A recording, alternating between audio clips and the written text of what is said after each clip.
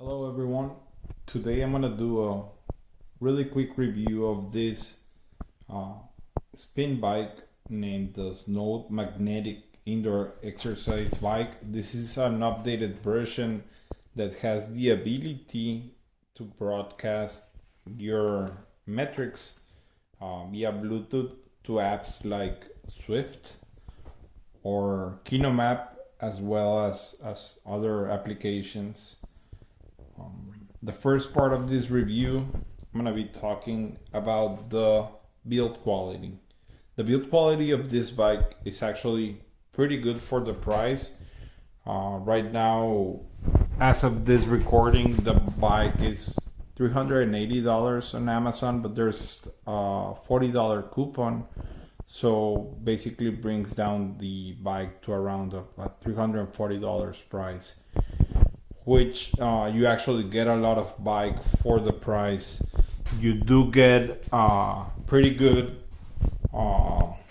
pretty sturdy steel build with, like it mentions here, magnetic system.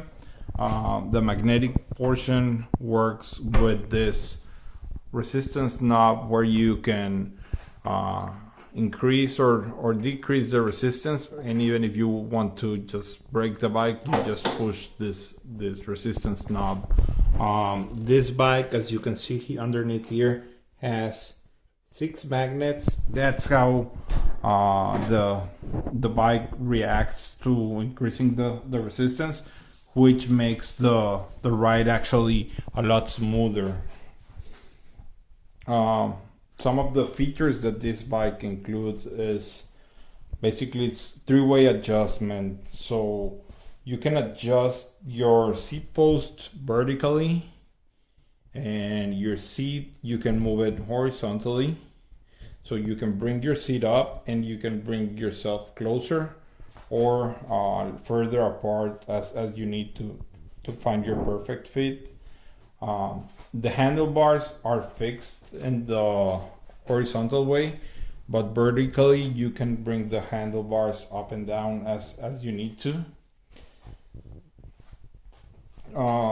As part of the features of this bike, what we can see is it has this computer that you hook up using these 3 cables. Basically you have 2 cables for your heart rate sensors and 1 cable going into the body of the bike, which will give you speed, cadence, and wattage. Which brings me to the next point in our review. So some of the good points of this bike is you do get the cadence sensor, also on odometer, and you do get some power or wattage output, which is it's the only thing that I found inaccurate. Basically, you do have your cadence sensor is right up there. It's really accurate. Your distance is also accurate, but the wattage or power output is not accurate because it doesn't really react well to the resistance that you're applying.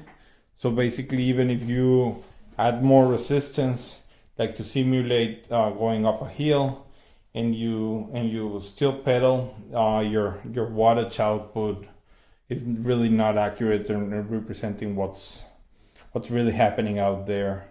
So obviously you can, if you enjoy riding in apps like Zwift or qDomyos, you really won't get like a realistic feel for it, and it's understandable at this price point, but it's just something for you to really be aware of, that you won't be able to really race correctly in that way. For that, it's obviously much better to ride your own bike on a trainer, on a smart trainer, or even a trainer with a cadence and speed sensor and using a power curve. apart from that, like if you're looking for a bike that has a really good build system, build quality, and you want to use it like I do, basically I use it for the Peloton digital app, which basically broadcasts. I use a Roku on my TV, and I take the classes over here. So I really don't use any metrics on Peloton, but I base myself out either through the included computer, or I take advantage of apps like Kinetic and qDomyos, which actually shout out to Roberto Viola, who is the author of that application, and actually made this bike compatible in his app, and you can easily see your cadence, heart rate, distance in there, even wattage, but that obviously is not accurate because it's the wattage output from here is not correct. But you can follow along with your smartphone and record all of your stats and export them to something like Strava really easily, and follow along to what the instructor is telling you in the class. So it is a really good bike for the money. Some of the only negative points that I encountered with this bike is, like I mentioned, one, the wattage, and the second one comes more with the adjustment. I'm 5'10", so I'm already at the last notch on the height adjustment of the bike. So I don't think someone taller will find this bike comfortable, because vertically they cannot go any higher. Also, the other part is the lack of adjustment of the handlebars horizontally.